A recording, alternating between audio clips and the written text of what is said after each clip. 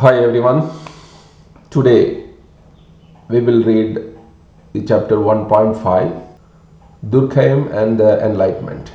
We now turn to Durkheim, 1858 to 1917, as the sociologist who took on to the mantle from Comte, who was his predecessor. Durkheim believed, unlike Comte, what the Enlightenment was not all negative, but in fact did have some positive aspect such as emphasis on scientific method.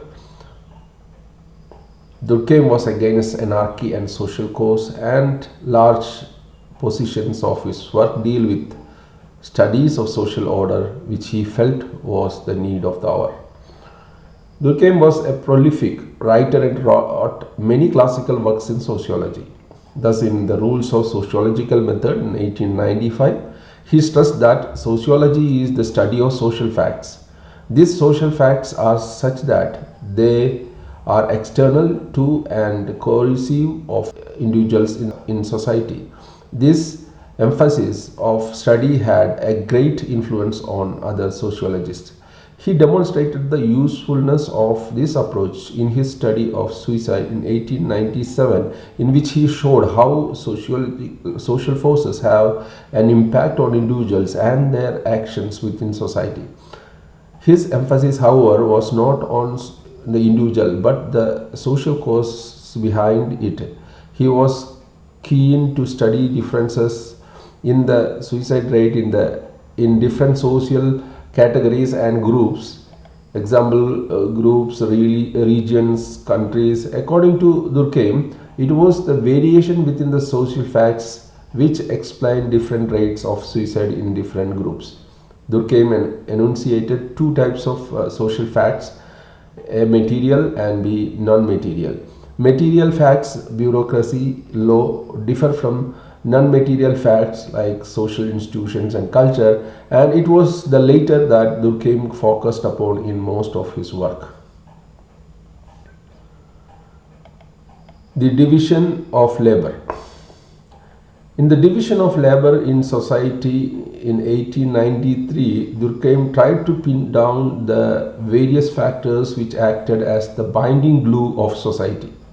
He felt that early or nascent societies had a moral basis for being integrated, and this was what he called the collective conscience. However, the more advanced society had a relatively weak collective conscience and was held together through a complex division of labor which interconnected members of the society. This was, however, not without its problem and was at best a measure that had an interim effect.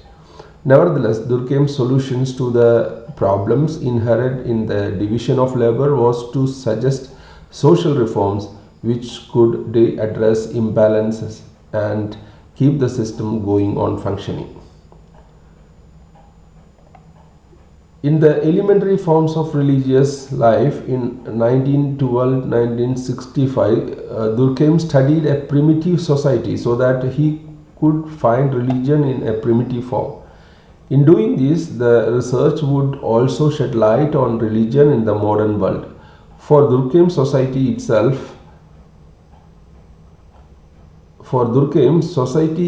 is the basis for religion itself.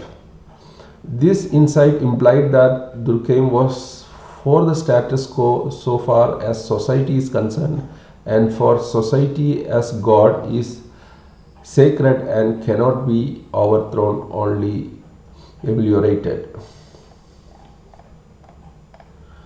Durkheim, Durkheim's works ensured that sociology had made a place for itself in France by end of the 19th century and the beginning of 20th century.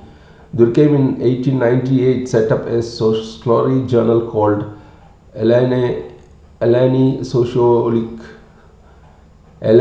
Sociologique, which was very successful in promoting the Durkheimian brand of sociology to the other schools and academicians.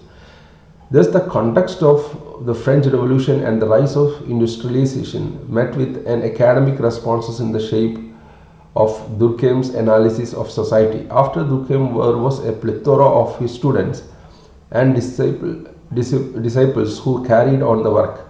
Thus, with Durkheim and his disciples, sociology rose in stature and had begun to be widely accepted in France as a distinctive discipline. Next chapter is 1.6, the Marxian ideology.